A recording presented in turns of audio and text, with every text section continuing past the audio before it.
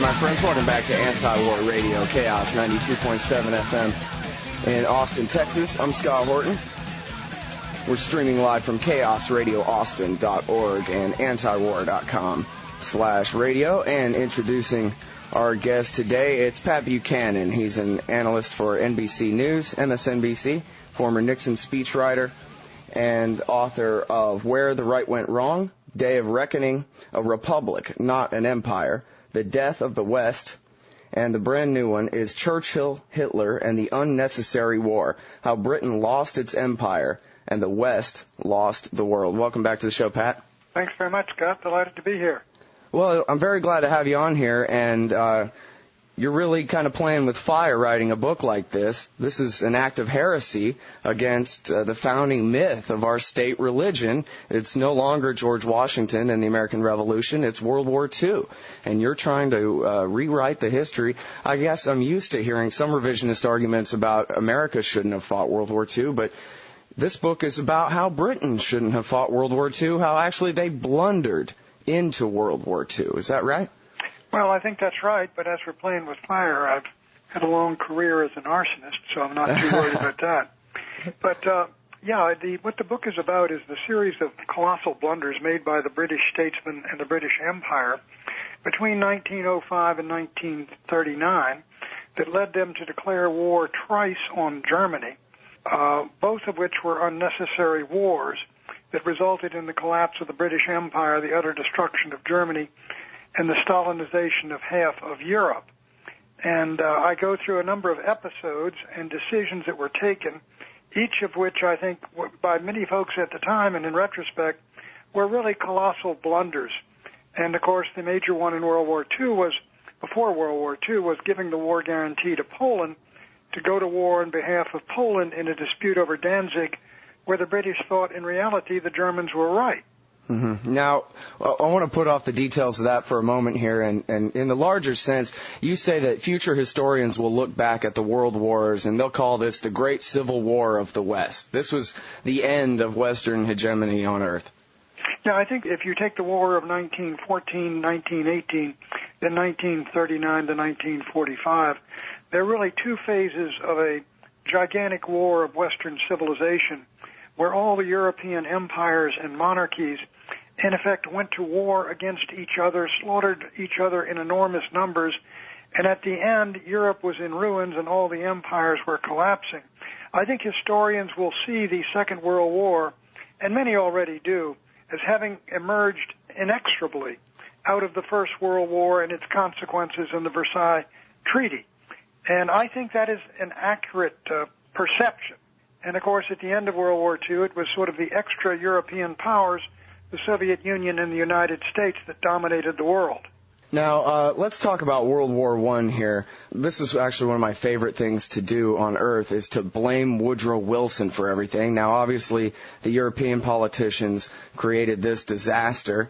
If you'd like to talk a little bit about the secret war guarantee to France and how that played into it, that's good. But then the consequences of American entry into World War I in direct contravention of the advice of George Washington. Well, I wrote about the American intervention in World War I in A Republic, Not an Empire, in that chapter on there on Woodrow Wilson's intervention.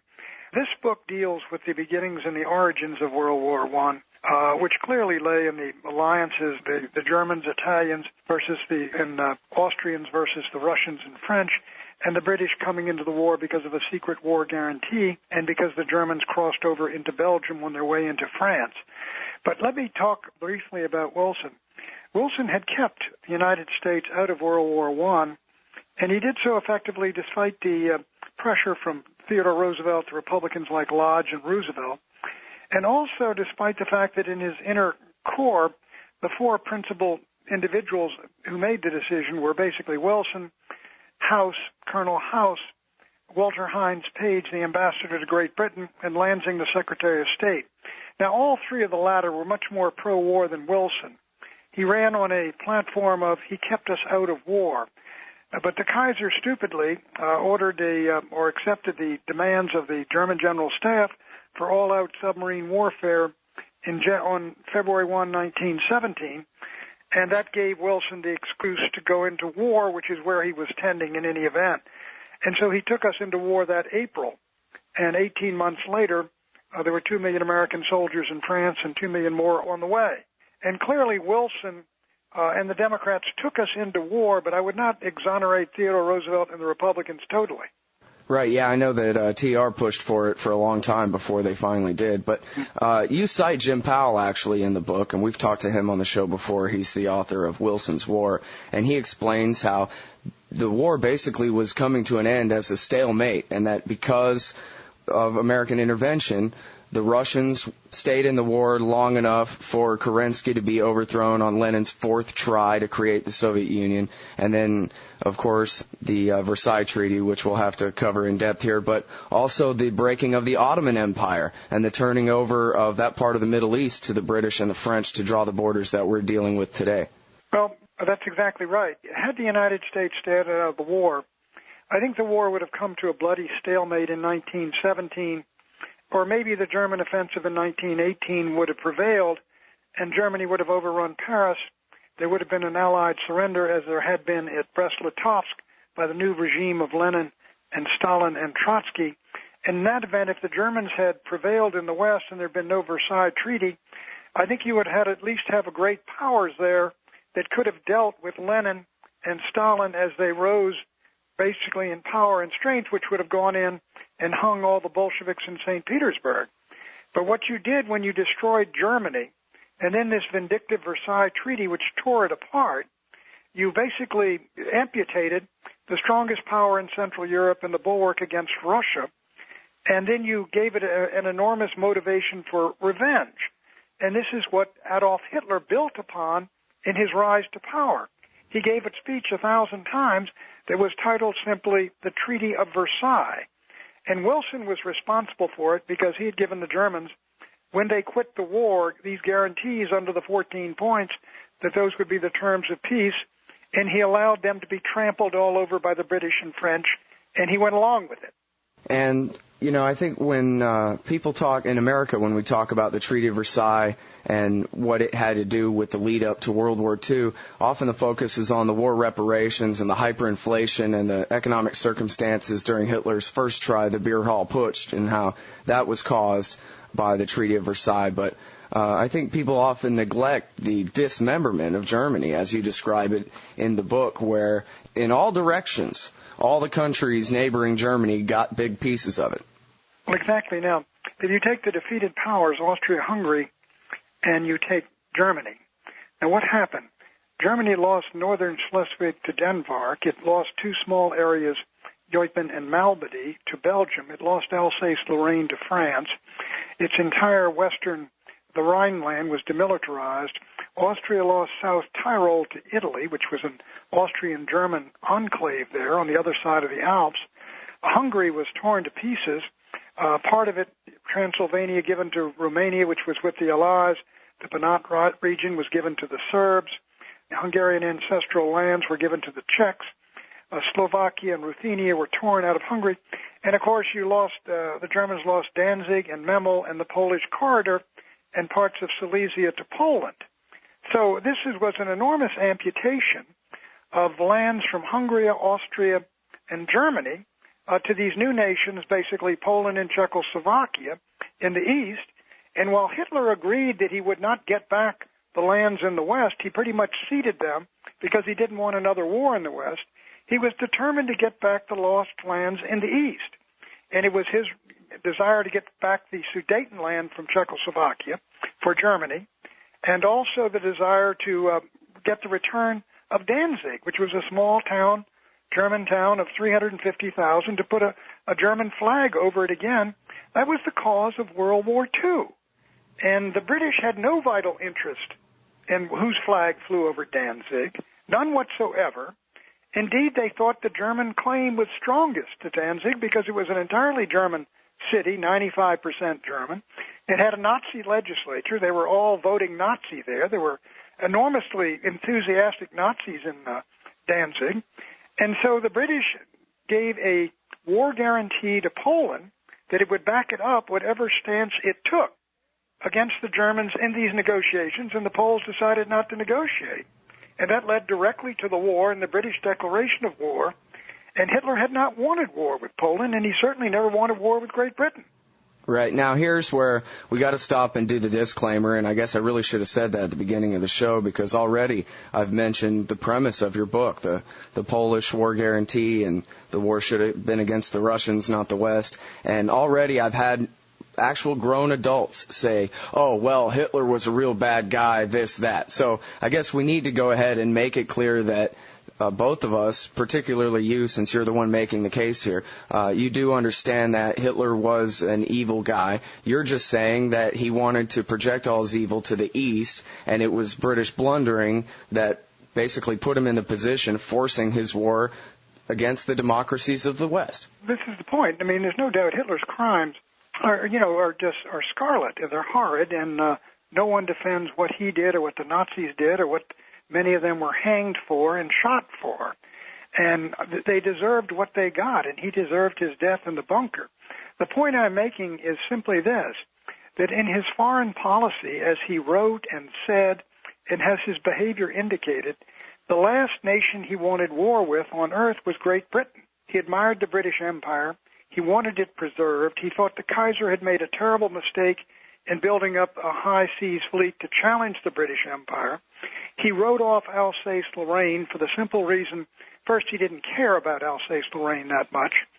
Secondly, he knew to get it back from France would mean war with Britain, and he was willing to make concessions to avoid war in the West. That's why he didn't demand Schleswig back. He didn't demand Eupen and Malmedy back from Belgium.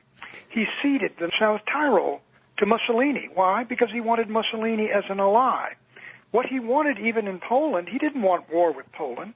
He said 5 days before the war guarantee, I don't want this settled by force. The reason is Hitler was building an anti-Comintern, basically, alliance with Germany at its head. It already included Franco, and Spain was clearly his friend. Mussolini was already a partner. The Japanese would become so. And he wanted the Poles included in this anti-Comintern alliance, and he believed the Poles would be receptive, first because they were deeply anti-communist. They had fought the Soviets at the Battle of the Vistula in 1920, the Miracle of the Vistula, and driven Trotsky's army back. And he thought there was no real dispute between the two countries that could not be resolved. He was willing to let the Poles keep the corridor to the sea, which had been taken from Germany, as long as he could have a rail and road corridor across to East Prussia, which had been cut off from Germany.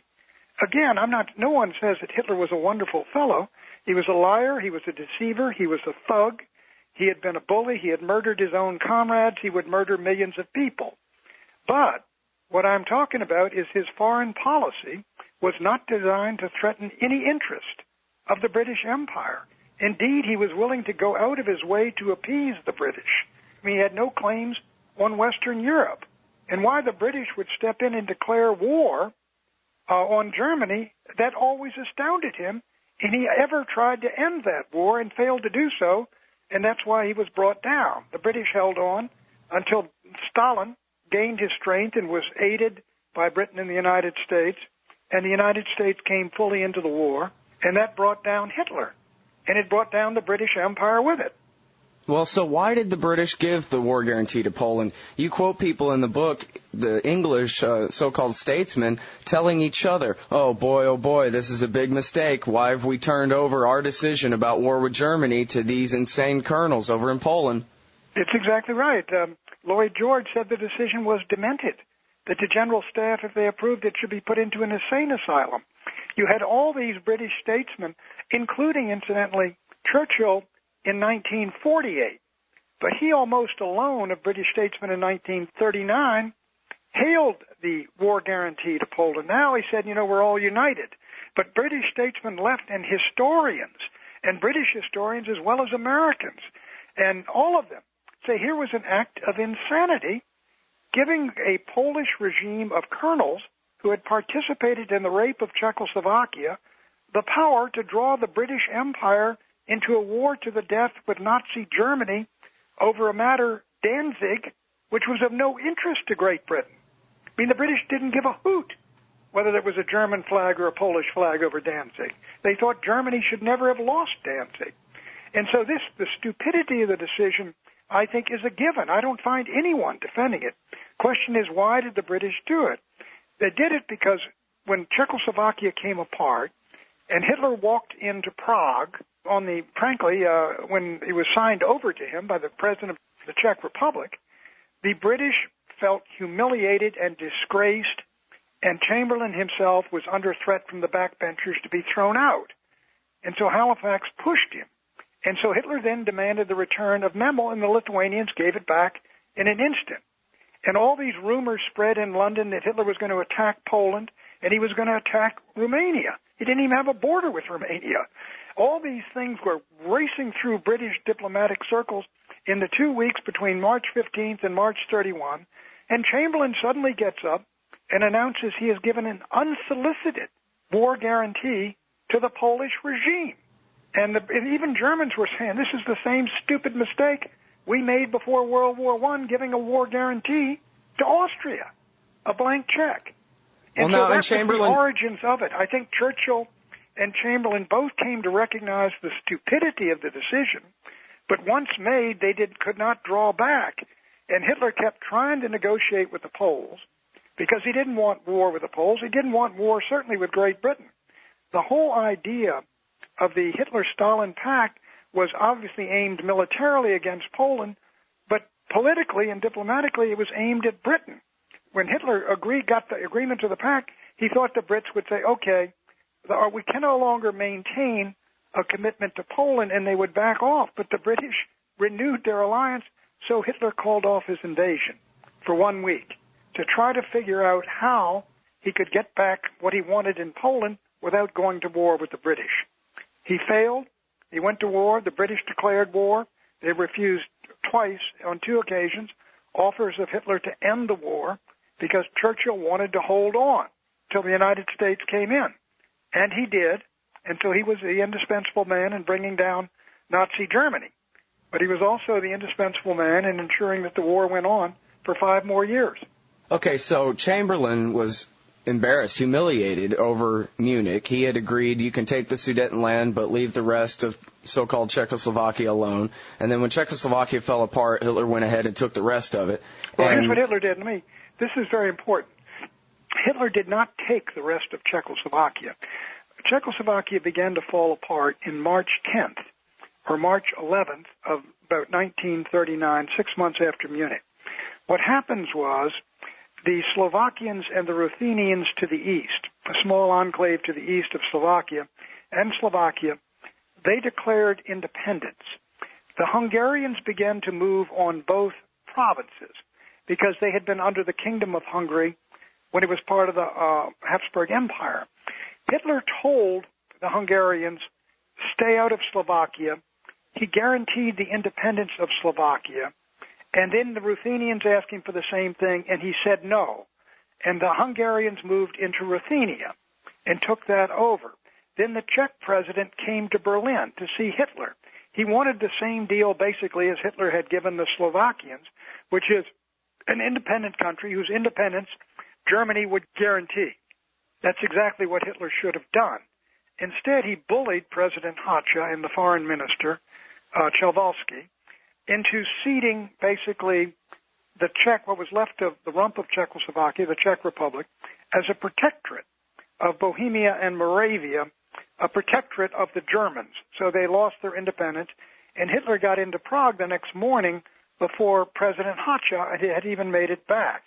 It was peaceful, but it was also brutal diplomacy.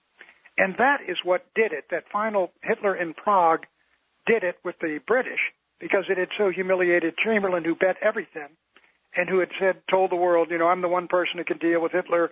He doesn't want anything more in Europe. I'm the statesman that cut the Munich deal. The Munich deal guaranteed peace for our time. He was made into a fool, and he was an object of ridicule by the backbenchers and the laborites and all the others. And it was in that mood of hysteria and anger and rage, humiliation, and panic that he handed the war guarantee to Poland. And see, what he thought was that would make Hitler think twice or something, because exactly. now we have them surrounded or whatever, but didn't realize the consequences. And now I want to make sure people understand about Danzig, because I'm not certain I do. I wish I had a map of Europe in front of me here, but I guess if I flip through your book, I'll find one. Basically, Danzig, you say in the book, was always a German city and was 95% German. This was a city, and the corridor to it was basically just taken from Germany in the Versailles Treaty. And the British, you say in the book, and I guess you've already said in this interview, the British wanted the Poles to give it back, but in the book you say that after the war guarantee, Chamberlain, realizing what he'd done, told the Poles, hey, seriously, I want you to negotiate with Hitler over Danzig here. And they said, tough luck. We already got your war guarantee. We're not negotiating anything. And they felt like the big man because the British had their back, whereas without that war guarantee, they probably would have just negotiated Danzig, and then the war would have been against the Soviet Union, not Britain and France and Denmark and everybody else. Well, that's close. Here, close to what I'm saying. Here's what basically happened was that at Versailles, all these, as we talked about, all these territories were stripped from Germany, Austria, which was Hitler's native country, and Hungary. And the Germans had pretty much written off all the territories they had lost in the West to France, Belgium, Denmark, and Italy. However, in the East, they wanted them back. Now, Danzig was their strongest case because Danzig was it was a Hanseatic League city. It was always German. It was 95% German, a Baltic Sea port. And what the Allies did was they gave Poland a corridor to the sea, but instead of just road and rail, they gave them a large strip of German land that divided Germany in half between Prussia in the east and the rest of Germany in the west. This Polish corridor divided in half. They made Danzig a free city under the League of Nations, but Polish administration. So what that did, in effect, they did that because Poland needed a port. When they created the new Poland, they didn't want it landlocked. They wanted to give it a port on the Baltic Sea, so they took that from the Germans. And Hitler's offer to the Poles was, look, you can maintain economic control, but we want it to be under the political control of Germany. It's a German city, and we want it back. And Hitler had said, you can keep the corridor, but we want a corridor across it. Now, what would have happened if the British hadn't given the war guarantee? I don't know the answer to that question. The Poles had seen what happened to the Czechs, and they might well have said, look, that's the first bite that Hitler wants. The second bite will be the corridor itself, so why don't we stand and fight right now? The Poles were very romantic about how strong they were, how tough they were, how big an army they were. They had defeated the Soviet Union, after all, in 1920 at the Vistula, driven Trotsky's army back and taken lands from the Russian Empire. So they had an exaggerated notion of how tough they were and how modern and capable their army was. Their bravery was never in doubt. So I don't know what would have happened. I do know this, that by the time that Britain had no vital interest in whose flag flew over the darn Polish corridor or Danzig. British had never fought in that part of Europe before. It had always been, before 1918, for 120 years, Poland had been under Russian, German, and Austrian-Hungarian rule. And it wasn't until 1919 at Versailles that the new Poland was formally created and its borders established. And the Allied statesmen at Versailles almost came to recognize the insanity of what they were doing at the conference. But after it, Churchill even said, the Polish corridor doesn't make any sense back in 1932-33. And the British and the others said, Lloyd George said, the next war is going to come out of this corridor we've created. And so they began to recognize the stupidity of taking land and peoples away from the most powerful, potentially, nation in all of Europe and handing them over to these new regimes of countries that had never existed. And what an enormous problem they were creating for themselves when, as was certain to happen, the Germans got back on their feet. And now, how are you so sure that if the British hadn't given the war guarantee to Poland, whether the Poles had fought or not, whether they'd gone along with Hitler and the anti-Soviet pact or not, how can you be so sure that it would have been Stalin next on his hit list? The point is, I'm not even sure it would have been Stalin on his hit list. If he had had to deal with Poland, suppose Poland had agreed to the road and rail corridor across the Polish corridor and to give back political control of Danzig. I mean, why would Germany, how could Germany attack Poland, the Soviet Union? It didn't have a border with the Soviet Union. There was no frontier. It had a border with Poland. So there might not have been a World War II. It had a border with the Baltic states. So there might not have been a World War II at all, not just... That's exactly my point. And as a matter of fact, and I quote a number of historians, some of whom are not fans of mine, the reason Hitler went to war with Russia after he'd had a border in Poland with Russia was to knock Russia out as a potential ally of Britain. He wanted to end the war in 1941. He said the British are holding on for the United States to come in, and he was right, and for the Russians to come in, and he was right. And he said, if we can knock, nothing we can do about the Americans, but if we can knock the Russians out of the war, even, just knock them out as a potential ally, then the British will see that they've got no choice but to come to terms, and they will end this stupid war, which Hitler wanted ended. Good heavens, what more did he want? And so that's why he invaded the Soviet Union. When he did, he found out the Soviet Union was far more powerful, that the Russian Red Army had been developed enormously beyond what he had imagined. And when his troops were halted there in Moscow and in Leningrad and in eastern Ukraine, at Stalingrad, he realized he had lost the war. And frankly, that is when they began to move the people to the camps. Well, and see, that's the next big point, is the Holocaust. That's got to be addressed. Well, you argue in the book that the Holocaust only started, as you just said, once they realized they'd lost the war against the Soviet Union. Sure. That's when they resorted to the so-called final solution. Well, yeah, there's two dates that people give for the beginning of the Holocaust. The first is the invasion of Russia, when the Einsatzgruppen followed the German troops, the German Wehrmacht, into Russia, Ukraine, the Baltic republics, and into the Soviet Union generally, and they were executing commissars and communists and Jews. And so some say it began then, which would have been 1941 in June. That's 2 years into the war. Others say it did not begin, if you want to call it the deportations to the camps, until the final solution was decided upon at the Wannsee Conference. But that was not until the end of January 1942, almost 2.5 years into the war. And at this point, again, Hitler, as of January 1942, was making all these morose statements. If the German people aren't strong enough, then they deserve to pass from the earth. And he clearly had come to see the possibility of ultimate defeat. General Jodl testified at Nuremberg that Hitler knew that Germany could not win the war as of January 1942. Now, the trains began to roll in the early spring of 1942 to places like Treblinka and Sobibor and places like that, which were the original camps that were built in Poland. And so what I'm saying quite simply is, no war, no Holocaust. No British war guarantee, no war. Well, now, what about Mein Kampf and Hitler's dreams of not just, reuniting all the lost provinces, but all that breathing room or living space or whatever he called it to the east there?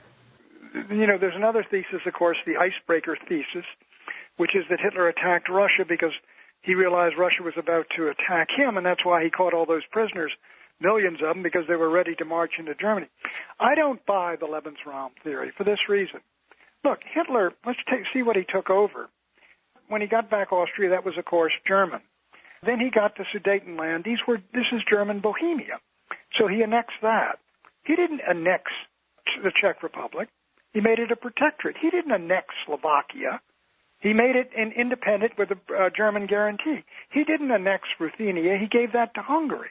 As for Poland, that was the general government. He didn't annex these and make them part of Germany.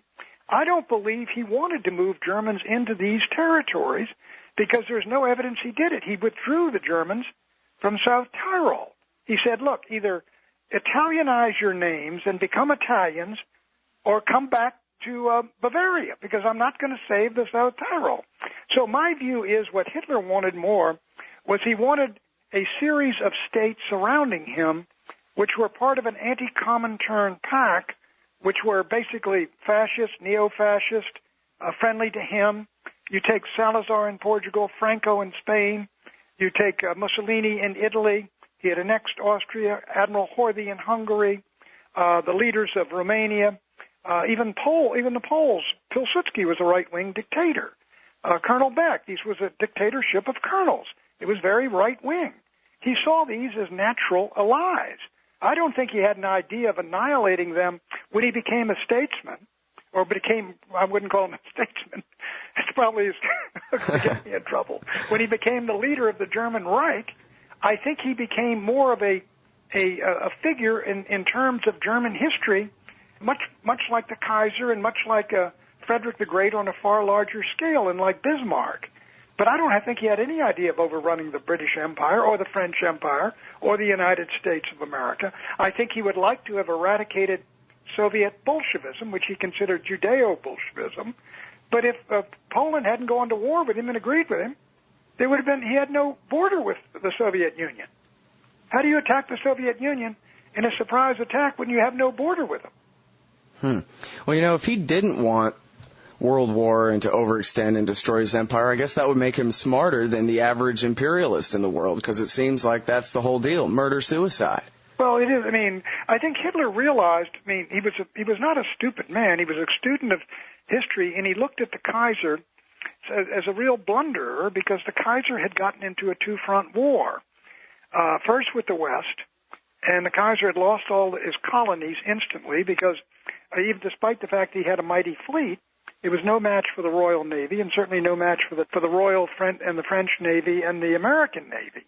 And so he lost all his colonies, and he said to his advisors, look, there's no sense us having colonies overseas. If we get into a war with the Anglo-Saxon powers, we'll lose them, because we have no navy. We're bottled up here in the Baltic Sea. You got a little tiny narrow straits to get out into the oceans, and then we can never get back. And as soon as your ships are out on the high seas, they're at the mercy of the Americans and the British, who have greater navies.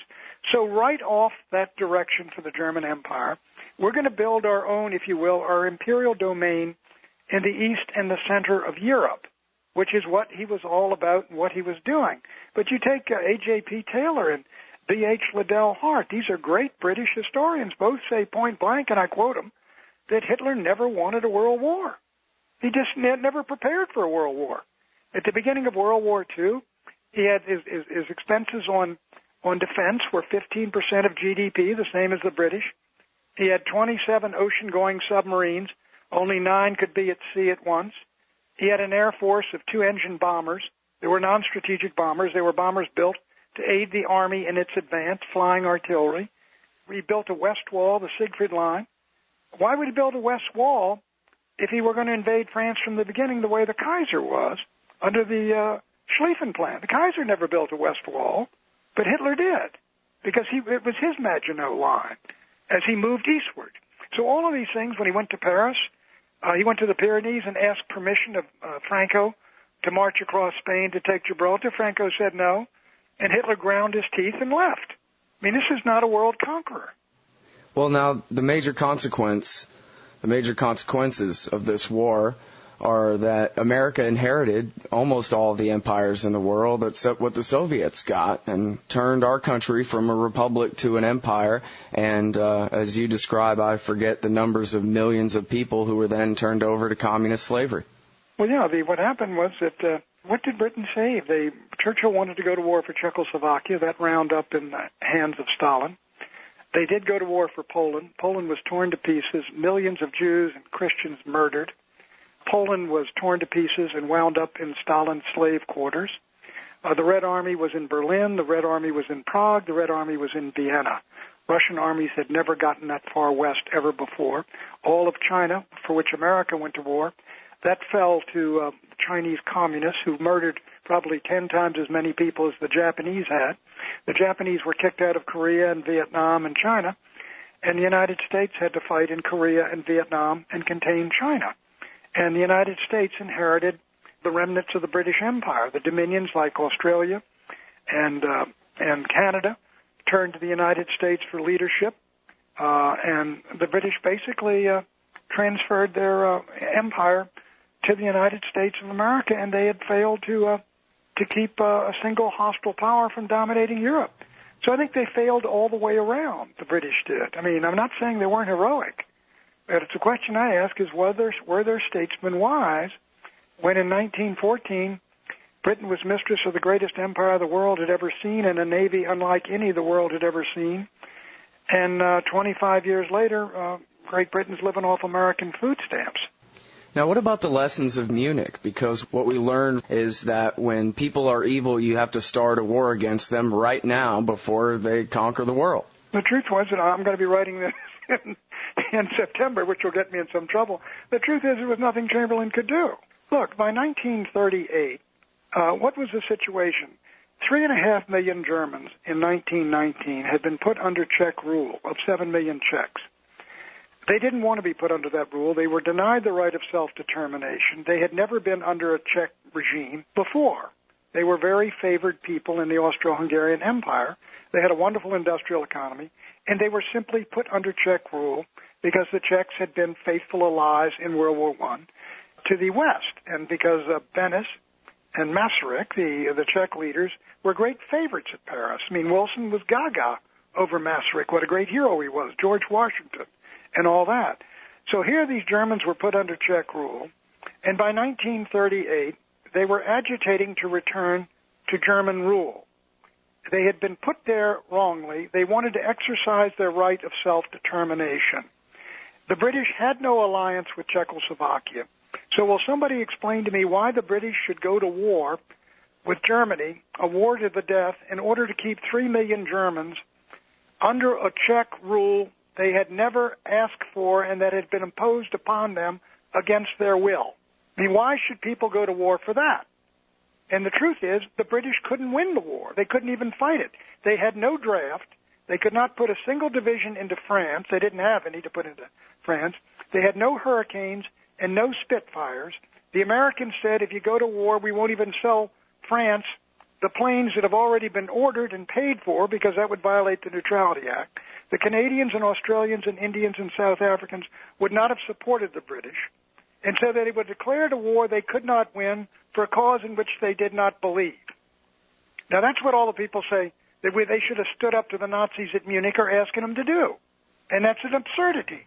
Now, where Chamberlain's blunder was, he comes home after this humiliating acceptance of Nazi terms that the Sudeten Germans, everywhere they're 50% or 51%, that goes to Germany.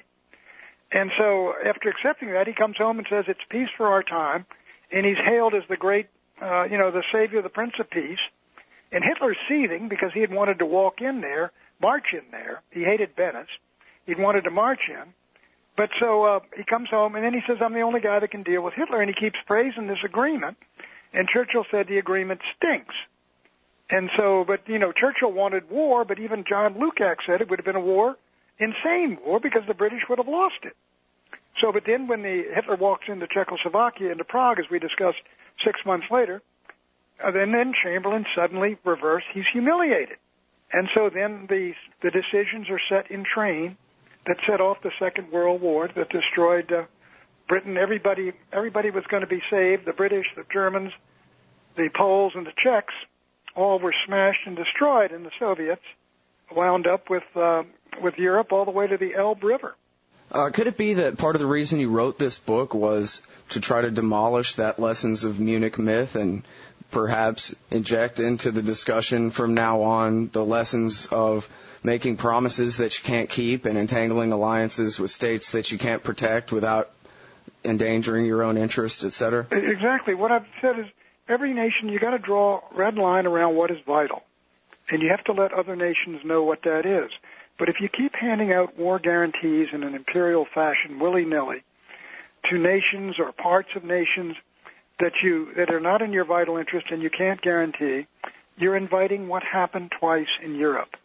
And this is just what the United States is foolishly doing today.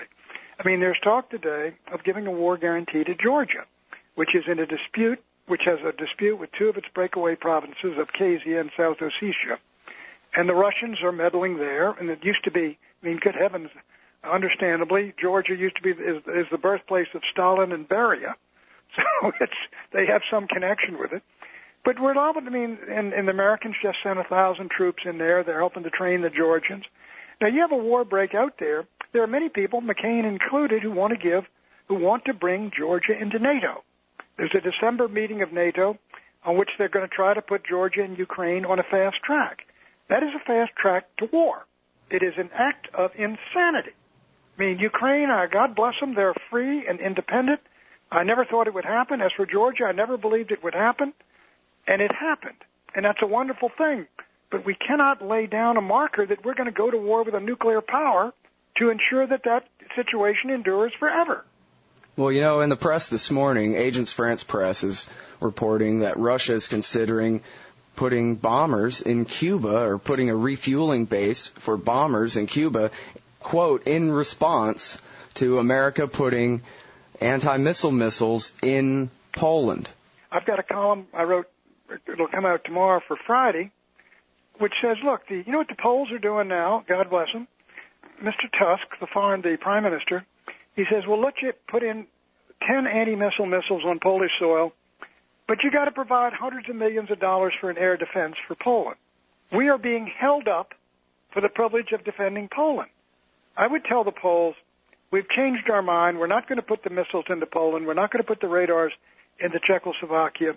We're going to restore our relations with Mr. Putin's and Mr. Medvedev's Russia. So, no, we don't accept this shakedown. Goodbye and good luck. And that's what I would do. I would never, frankly, we should never have given the NATO war guarantees to the Baltic states. We can't defend those countries. I mean, if a Russian militarist regime came to power and overnight they walked into Estonia, Latvia, and Lithuania, what in heaven's name would we do? Does anybody think the Germans or the French or the Italians or the Spanish, all members of NATO, are going to declare war on Russia, a nuclear-armed nation? Anybody think the Brits will? This is, to me, the country's following the same stupid pattern of every other people before it, and it is, and you can see what the Brits did. I mean, everybody says what a wonderful man Churchill was. Look at what he wound up with. He wound up with the empire in ruins as an island dependency of the United States about 3 decades after he entered the First Lord of the Admiralty of the greatest naval power and world power in history. Well, let's hope it doesn't take a world war to get us to give up our empire. Well, it will be gone if there's a world war, that's for sure. And the United States is already, there are people pushing for war on Iran and a third front. It's good to see that there are people in the administration like Gates and the chairman of the Joint Chiefs who are trying to talk that down and damp that down. But you got the neocons are just livid over the fact that some second-level State Department guy showed up at talks with the Iranians. So, Scott, there's a lot of folks, I mean, the only lesson you learn from history is that you do not learn from history. Yeah, that seems to be the way it is. All right, I got one more question for you real quick, Pat, before I let you go. Where do you read your foreign policy news? Where do I read my foreign policy news? Oh, antiwar.com. I was going to see if I could trick you into saying that. Thanks a lot. Well, no, I just got up and I read it this morning. I'm down here at the beach. It's after Drudge, and it's I would say after Drudge and looking up how my book's doing on Amazon.com. It's the very next site. All right. Hey, thanks a lot for your time today. Everybody, Pat Buchanan, he is the author of Where the Right Went Wrong, Day of Reckoning, A Republic Not an Empire, The Death of the West, and the new one, Churchill, Hitler, and the Unnecessary War, How Britain Lost Its Empire and the West Lost the World. Thanks very much for your time today. Well, thank you, Scott.